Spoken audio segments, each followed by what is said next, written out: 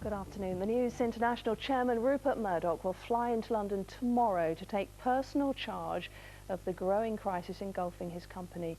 Claims have emerged that millions of emails were deleted, potentially obstructing the police inquiry into the News of the World phone hacking scandal.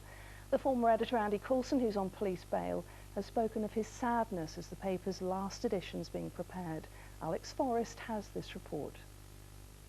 The paper may be about to fold, but staff at the News of the World still working hard today to produce tomorrow's final edition, following the shock decision by the Murdochs to shut it down.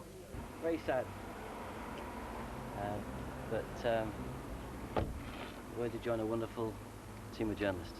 There's a bit of sadness in there, a lot of emotion, but we all love the paper. We've all come in there, none of us in there had anything to do with this phone hacking. The staff's changed completely since then.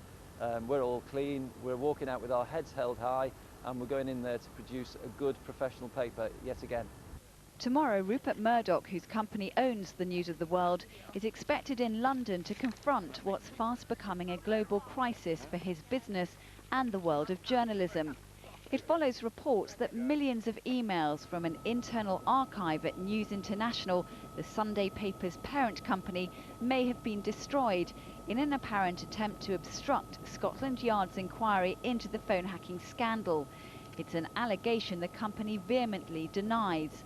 Now the Shadow Culture Secretary has written to the Prime Minister demanding that a judge be appointed immediately to head up an independent public inquiry. This is going to be a long process, and there is such a level of public concern at this issue, as well as real concerns about preserving the relevant documentation which will enable people to get to the bottom of this, that the appointment of a judge today is absolutely crucial.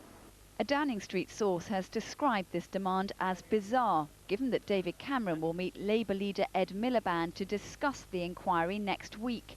The Prime Minister has already been forced to defend his decision to appoint ex-News of the World editor Andy Coulson as his former spin doctor. Yesterday, Mr. Coulson